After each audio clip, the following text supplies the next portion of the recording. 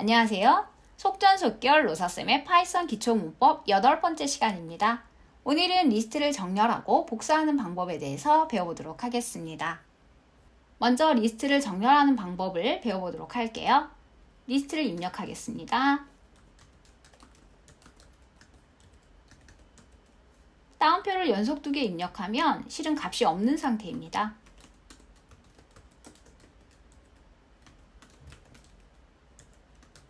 만약 공백을 입력하고 싶다면 이렇게 따옴표 사이에 한 칸 공백을 입력해야 합니다.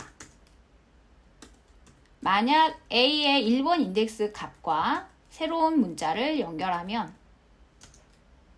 이렇게 되죠. 그런데 A의 맨 뒤에 있는 값, 그러니까 공백과 새로운 문자를 연결하면 이렇게 문자 앞에 공백이 입력되는 것을 알 수 있습니다. 자, 그러면 A 리스트를 정렬해 볼게요. 리스트를 정렬할 때는 리스트 이름.점 sort라고 입력합니다.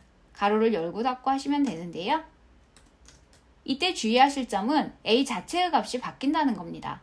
그러니까 각 요소의 값이 바뀌는 것은 아니지만 배치가 달라짐으로써 기존의 위치를 확인할 수 없다는 것입니다.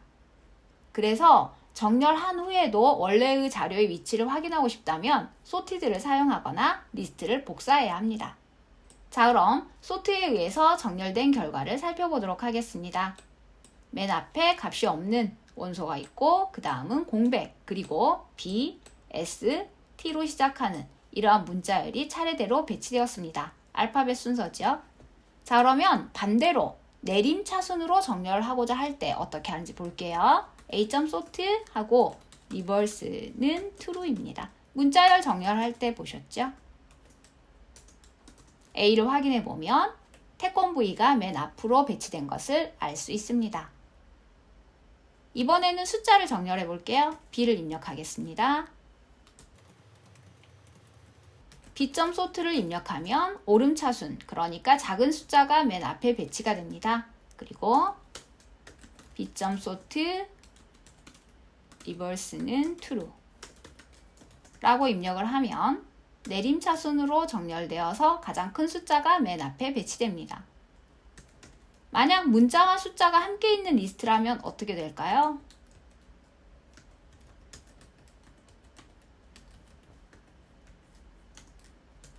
C.sort를 실행했을 때 이렇게 오류가 발생됩니다. 문자와 숫자가 함께 있을 때는 정렬할 수 없습니다.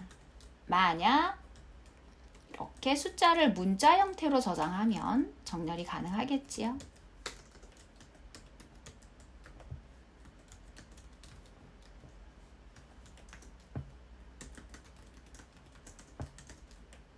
숫자가 앞에 배치되었고 fly, 점프의 순서로 배치된 것을 알 수 있습니다. 이번에는 원래의 리스트는 그대로 유지하고 정렬된 결과를 다른 변수에 담을 수 있는 sorted를 배워보도록 하겠습니다.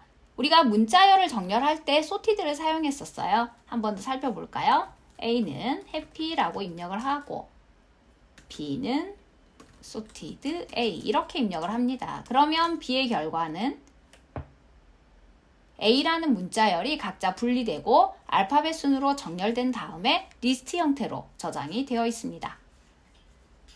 그러면 이번에는 리스트를 sorted를 이용해서 정렬해 볼게요. A는 N과 피터팬 톰 소요를 정렬하면 결과가 똑같습니다. 애초에 처음 자료가 ABC 순이라서 제가 조금 순서 바꿔서 입력해 볼게요.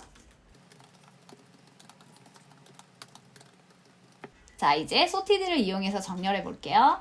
B는 sorted A.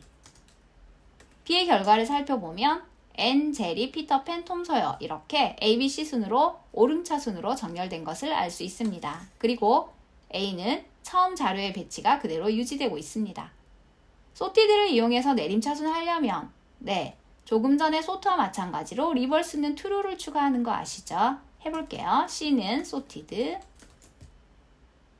A, reverse는 true.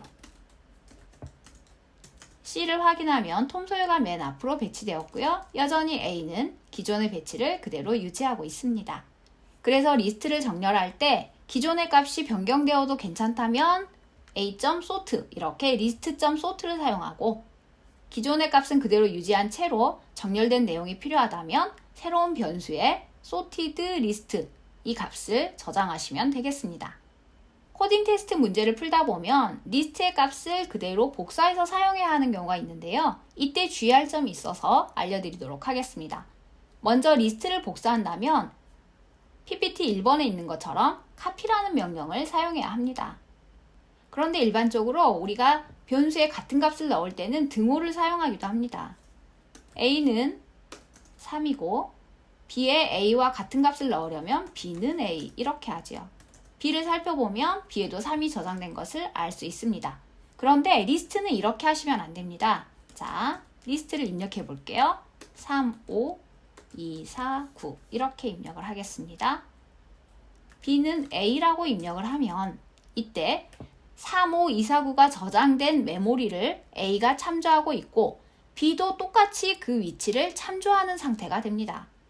그렇기 때문에 A나 B의 값이 하나가 바뀌면 같이 바뀌는 것처럼 보입니다.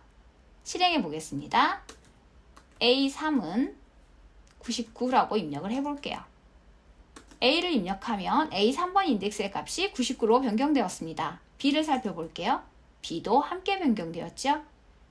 이번에는 B를 바꿔보도록 하겠습니다. B0을 55로 바꿔볼게요. 그러면 B0번이 55로 바뀌었고 A도 마찬가지입니다. 이렇게 A와 B가 기존의 리스트가 저장되어 있던 같은 메모리 주소를 참조하고 있기 때문에 하나가 바뀌면 다른 것도 바뀌어버립니다. 그래서 리스트를 복사할 때 이렇게 등호를 사용하시면 안 됩니다. 그리고 이러한 복사 방법을 샬로우 카피, 얕은 복사라고 합니다. 그러면 우리는 어떤 방식으로 복사를 해야 하는가? 바로 이 copy라는 명령을 이용해야 하는데요. 한번 해볼게요.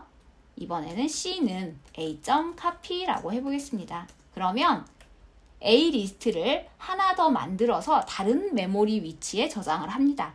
그리고 C가 이 부분을 참조합니다. C를 확인해 보면 방금 전 A와 같은 값인 55, 52, 99, 9가 저장되어 있습니다. 자, 그러면 C의 값을 변경해 볼게요. C0은 88 이렇게 변경을 해서 보면 C의 0번이 바뀌었고요. A는 바뀌지 않았습니다. A의 3번을 77로 바꿔볼게요. A는 바뀌었고 C는 바뀌지 않았습니다.